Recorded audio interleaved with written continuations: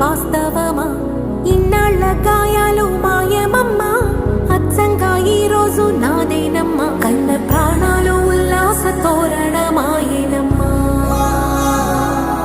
కంటి చెంపల్లోనూ నేడు సంతోష ఛాయలమ్మా.